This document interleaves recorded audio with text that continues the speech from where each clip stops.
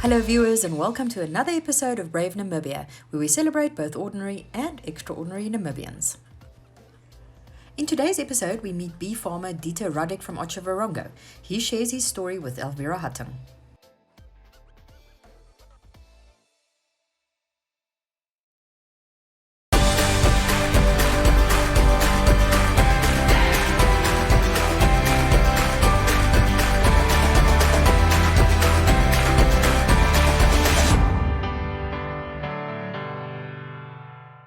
Sover soos ek weet op die oomblik hierso in die Otjiwarongo streek, is ek die grootste bijenboer op die oomblik.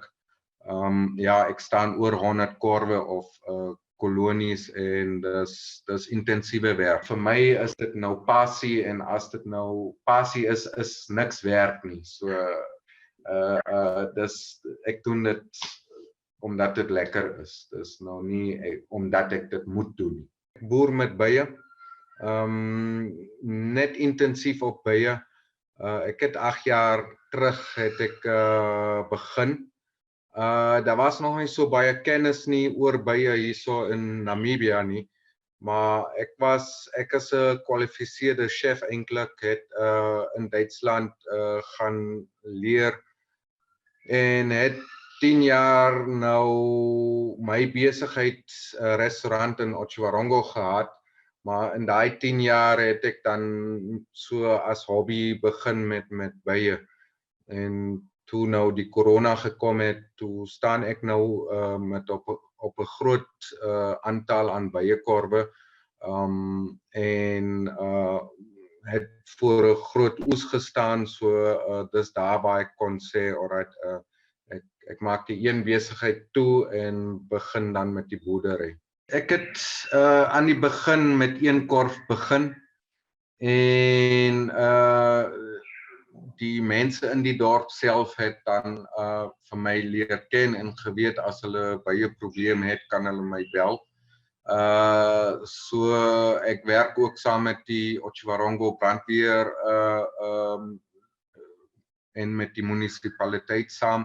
Op die oomblik is ek ook besig om my bye te teel, om koninginne te teel, om swerms op te bou, omdat daar baie mense wil graag mense soek bye en wil graag 1 of 2 korwe wil hê, maar hulle het nie die inligting nie hoe om met bye swerm nou uit te haal. So daar's baie misverstande waar mense nou in die veld ingaan en bye swerm wil uithaal, maar hulle het nie die kennis nie en dan is daai bye swerm vernietig, waar mens dan op 'n radius van 3 kilometer omtrent ekologiese oop plek het waar mens die bye nodig het. In die suidelike Afrika boer mens met 2 soorte bye. Al 2 soorte is die heuningby. Hulle is maar net onder in die Kaap, Suid-Kaap kry mens die Kaapse Capensis en hierso by ons kry mens die Scutelata. Is net verskillende spesies, maar alles die heuningby. Ons heuningby, die Scutelata, sowel ook soos die Capensis onder, is een van die aggressiefste bye ter wêreld.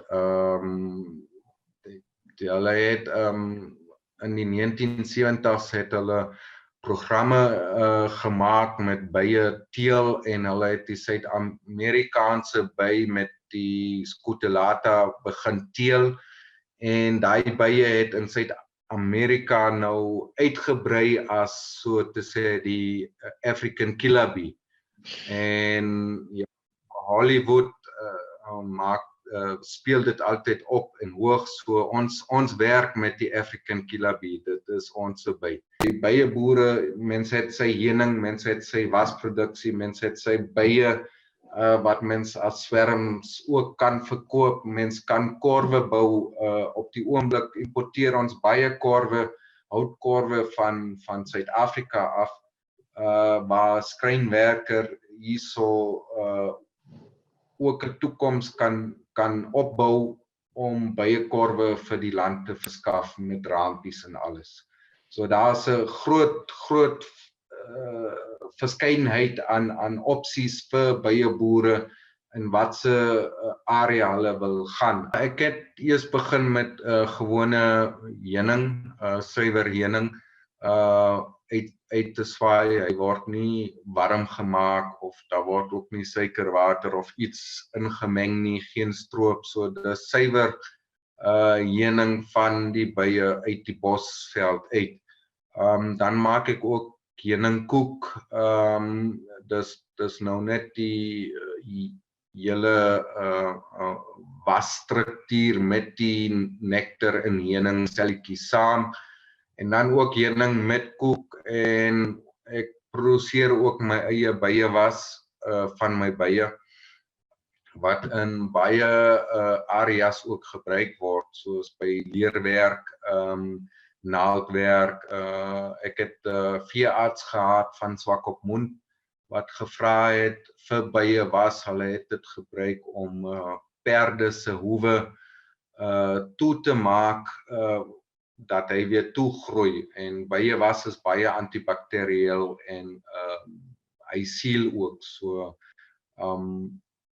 by dit probeer ek ook nou in die toekoms om my eie body balm of lip balm uit my byewas te doen, en ook ander homeopathiese goed soos propolis tincture en ja, daai gesonde goed van die bye te produseer en te verwerk, want van die bye kan mens baie verwerk, is net die tyd en ja, om dit alles te kan maak. In Suid-Afrika op die plantasies, daar staan mense met 2-3 duisend korwe. Daar is produksie op die saadproduksie, op sitrusproduksie, so daai of op bloekom bome, daai mense, daai byeboere haal so 40-50 kilo per kas af, waar hulle op die seisoen met 20-30 ton heuning sit, waar dit nou hierso 'n bietjie moeilik is. Ons het nou nie daai plantasies nie, ons is nog maar afhanklik van ons veld. Ja. En mens kan so reken, per korf kan mens 10 kilo heuning uitswaai. Maar dit hang ook af hoe jou swerm is hy sterk genoeg, is hy klein, is die koningin nou oud of is sy nou jong, en daar's baie faktore wat afhanklik is van jou oes. Een groot ding is natuurlik water beskikbaar moet wees, en dan ook 'n goeie reenseisoen, dat daar blomme, nektar en styfmeel in die veld beskikbaar is. Ons het baie vyande vir die bye, soos voëls of die ratel, mure wat nou in die korwe kan inkom en natuurlik die heuning steel, waar die bye dan die korf as onseker verklaar, en dan trek hulle uit en dan gaan soek hulle 'n ander huis. Die laaste paar jaar was daar het ons baie heuning ingevoer gekry van Zambia af. Nou ook nog op die oomblik, en is 'n bietjie moeilik om daarteen te staan. Dis heuning wat nou ingevoer word deur Zambia, deur Botswana, en dan hierso verder verkoop word en hierso gebottel word. Dit maak die byeboere se toekoms sny dit eintlik die keel af, want daar kan ook baie probleme kom as daai heuning wat ingevoer word nou nie gebestraal word nie, dat daar siektes kan inkom. Bakteria wat nou nie vir human consumption reg is, daar's nie fout meer nie, maar sodra die bye daai bakteria kry, dan staan ons voor 'n ekologiese disaster omdat ons bye kan uitsterf hierso in die land. En as ons bye nou uitsterf hierso in Namibia, dan het ons 'n probleem. Ons mag ook nie, dit staan so in die wet, mag ook nie ander bye invoer nie en ons mag ook nie bye uitvoer nie. So as ons nou nie meer bye het nie, dan staan dit in die wet dat ons nie mag invoer nie. So ons moet baie versigtig wees hoe ons met ons bye werk en die toekomstige byeboere het staan voor groot uitdagings. Bye is baie interessant, so mens kan eintlik 2-3 dae daaroor praat. Ek gee ook kursusse aan, of ek bied ook kursusse aan, maar as 'n freelance subcontractor onder Agra Provision. En daar gee ek kursusse nou vir mense as byeboerdery aan, dat hulle nou die konsep in die begin, hoe die bye werk, net kan leer. Van my studente is omtrent, het ons al so 120-150 studente opgelei en 80% van die studente werk met bye. So dit is maar 'n groot learning curve met die bye. Ja, my Facebookblad is Beekeeping Radeck. Daar is ek op. As ek heuning het, adverteer ek dit. Ek adverteer dit ook vir removals. As mense nou vra het, antwoord ek dit ook daaroor. Daar is ook 'n Facebookblad oor die Beekeeping Association of Namibia.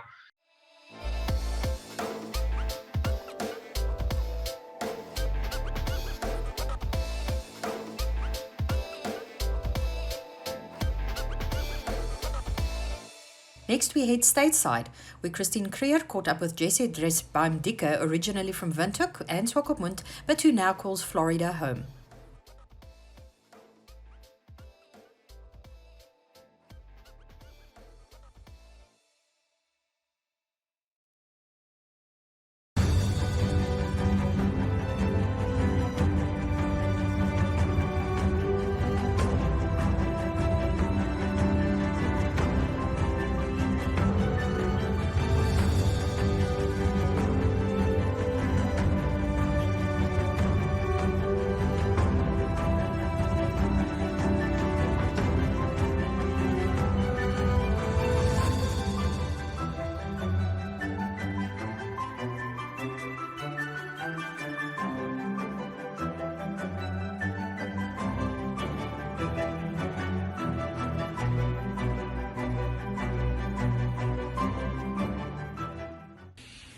Hi, my name is Jessica Dresbeimdieke. I was born in Windhoek, Namibia, and I grew up in Swakopmund, Namibia, and then immigrated to the United States, first to St. Louis, Missouri to finish 1 year of high school, and then got recruited to play Division I college golf at the University of Denver in Denver, Colorado. And now I live in sunny Jupiter, Florida. So as I mentioned, I live in Jupiter, Florida now. The reason being that I am a professional golfer. That's what I do as my full-time job. And weather-wise in the United States, it could be very questionable depending on where you live. So Florida, Arizona, California, and some parts of Texas are probably the only places where full year-round winter golf is 100% possible all the time. So that's kind of a little bit of how we decided to move to Florida. We immigrated to the United States a little bit because of my stepdad, Trevor Dodds. He's a Namibian professional golfer. I met Trevor in 2012 when he was in Namibia visiting his family. And funny enough, him and my mom ended up getting married, and he is now my stepdad. So he's a big reason that we immigrated to the United States. We moved over here. I'm very lucky to have both my parents, my stepdad and my mom and my little brother. My dad and my family members, extended family members, grandparents, etc., still live in Namibia. So I try to visit as much as I can. So we moved to the United States in 2013. which is almost 10 years ago now, 9 years ago. At the time, I was only 16 years old, so moving here was kind of just fun and exciting.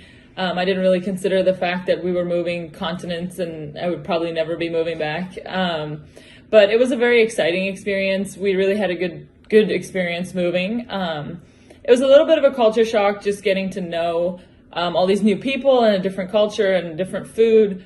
Luckily, Americans in general are very friendly.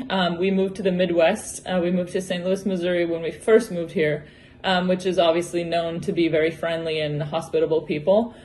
So we had a good experience there. And we have had a good experience since then, actually, anywhere we've moved. Like I said, I went to school in Denver, and then now down here in Jupiter, Florida, has been really pleasant. I would say probably the biggest culture shock for me was the food. American food is great. There's a lot of options, but it's just not the same. I really miss Namibian food. I really miss biltong. Biltong is like my favorite thing ever.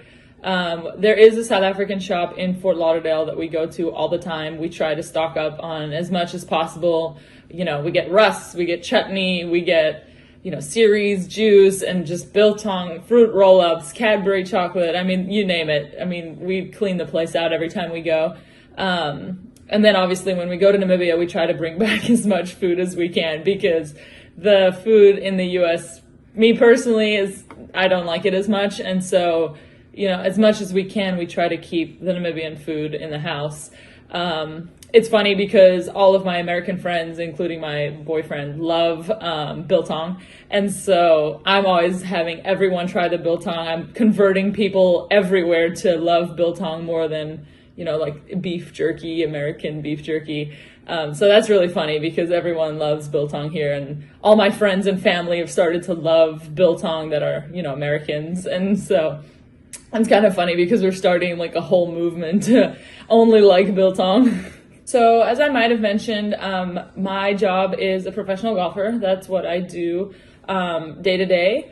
I am currently a member of the Epson Tour, or previously Symetra Tour, which is the tour just below the LPGA Tour, and working toward getting LPGA Tour status.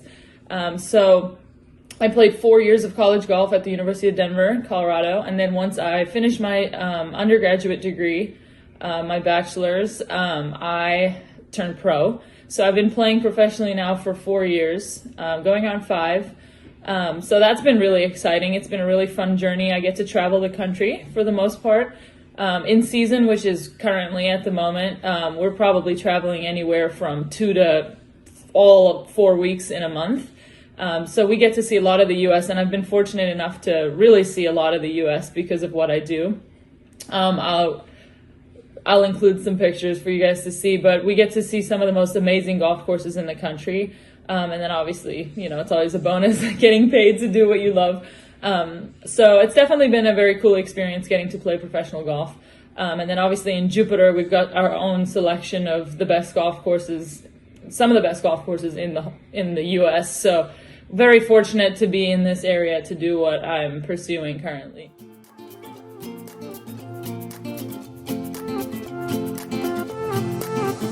A new place, a new home, for a while, let me feel alive. Nothing to hold me back, take my time, just enjoy the ride. A new man passing by, life is good, best I've ever felt. Get me up, somewhere new, somewhere I can find myself. Oh, I feel so alive. As I reach out to the sky. I found my way. I was in the dark against it all, but made it through the day. Cause I found my way. In bad times, I know I'll be okay. Cause I found my way.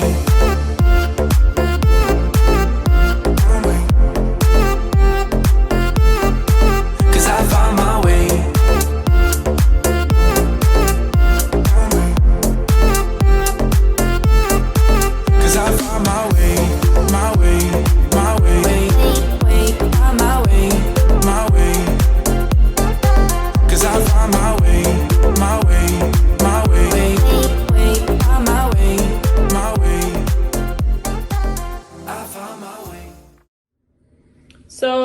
definitely the biggest thing that I miss about Namibia is just the people and Namibia itself. I try to go back once a year when I go to visit family. Unfortunately, because of COVID, I haven't been able to go back in the last 2 years. I'm hoping to go back either this year or next year, but definitely just homesick. You know, we all feel that when we're not in Namibia. Being in Namibia, it's just, you know, a different feeling. It's a different, you just feel at home. So I definitely do get really homesick. I feel like probably just the same as everyone that leaves. So definitely looking forward to being back as soon as I can. Ek dink ek moet net 'n bietjie Afrikaans praat aan die einde van die video, want ek wil net seker maak dat almal weet ek kan nog Afrikaans praat. Ek wou nie die hele video in Afrikaans doen nie, want ek sukkel 'n bietjie. Ek oefen baie min my Afrikaans, dis meeste tyd net Engels, maar ek weet mense gaan vra of ek nog Afrikaans kan praat, en ja, ek kan.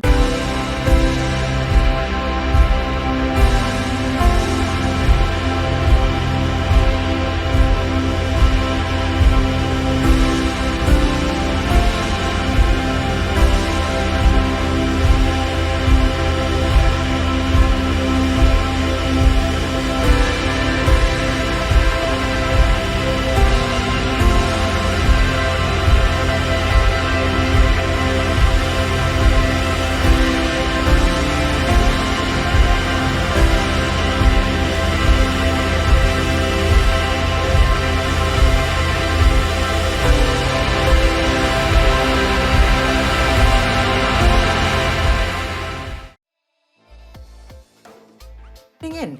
If you know of someone you feel should feature on our show, please contact Brave at nmh.com.na.